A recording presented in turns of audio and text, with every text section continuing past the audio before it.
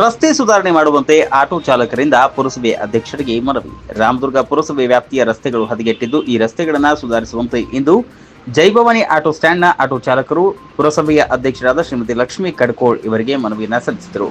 ರಾಮದುರ್ಗದ ಪುರಸಭೆ ವ್ಯಾಪ್ತಿಯಲ್ಲಿ ರಸ್ತೆಗಳು ತುಂಬಾ ಹದಗೆಟ್ಟಿದ್ದು, ಇದರಿಂದ ಪ್ರಯಾಣಿಕರಿಗೆ ತೀವ್ರತರವಾದ ತೊಂದರೆಯಾಗಿದ್ದು, ಆದ್ದರಿಂದ ಆಟೋ ರಿಕ್ಷಾದಲ್ಲಿ ಕುಳಿತುಕೊಳ್ಳಲು ಬರುವ ಗರ್ಭಿಣಿಯರಿಗೆ, ವೃದ್ಧರಿಗೆ, ರೋಗಿಗಳಿಗೆ ಹೇಳತೀರದ ತೊಂದರೆಯಾಗುತ್ತಿದೆ. ಇದರಿಂದ ಸಣ್ಣ ಪುಟ್ಟ ಗಾಯಗಳಾಗಿವೆ. ಒಮ್ಮೊಮ್ಮೆ ಅಪಘಾತ ಆಗುವ ಸಂಭವ ಕೂಡ ಇರುತ್ತದೆ.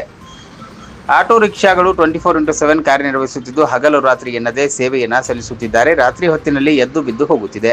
ಅಲ್ಲದೆ ಪುರಸಭೆ ವ್ಯಾಪ್ತಿಯಲ್ಲಿ ಬರುವ ವಿದ್ಯುತ್ ಕಂಬಗಳಿರುವ ವಿದ್ಯುತ್ ದೀಪಗಳು ರಾತ್ರಿ ಸಮಯದಲ್ಲಿ ಉರಿಯುತ್ತಿಲ್ಲ. ಇದರಿಂದ ಸಾಕಷ್ಟು ತೊಂದರೆ ಆಗ್ತಾ ಇದೆ. ಅಪಘಾತ ಆಗುವ ಸಂಭವ ಕೂಡ ಇದೆ. ಶಹರದಲ್ಲಿ 24x7 ಶುದ್ಧ ಕುಡಿಯುವ ನೀರಿನ ಪೈಪ್ಗಳು ಅಲ್ಲಲ್ಲಿ ಒಡೆದು ಹೋಗಿದ್ದು, ನೀರು ಹೋಗಿ ರಸ್ತೆಗಳು ಹದಗೆಡ್ತಾ ಇದೆ. ದಯವಿಟ್ಟು ತಮ್ಮಲ್ಲಿ ವಿನಂತಿಸುವುದೇನೆಂದರೆ, ರಾಮದುರ್ಗದ ಪುರಸಭೆ ವ್ಯಾಪ್ತಿಯಲ್ಲಿ ಬರುವಂತಹ ಎಲ್ಲ ರಸ್ತೆಗಳಲ್ಲಿ ಇರುವ ತೆಗ್ಗು ಗುಂಡಿಗಳನ್ನು ಮುಚ್ಚಿ ಸುಗಮ ಸಂಚಾರಕ್ಕೆ ಅನುಕೂಲ ಮಾಡಿಕೊಡಬೇಕೆಂದು ವಿನಂತಿಸಿದರು. ಈ ಮನವಿಗಳಿಗೆ ಸಕಾರಾತ್ಮಕವಾಗಿ ಸ್ಪಂದಿಸಿದಂತಹ ಪುರಸಭೆ ಅಧ್ಯಕ್ಷರಾದ ಶ್ರೀಮತಿ ಲಕ್ಷ್ಮೀ ಕಡ್ಕೋಳ್ ಅವರು ಶೀಘ್ರವೇ ಇದನ್ನು ಗಮನಹರಿಸಿ ರಸ್ತೆಗಳನ್ನು ಸುಧಾರಿಸುವುದಾಗಿ ಭರವಸೆಯನ್ನ ನೀಡಿದರು.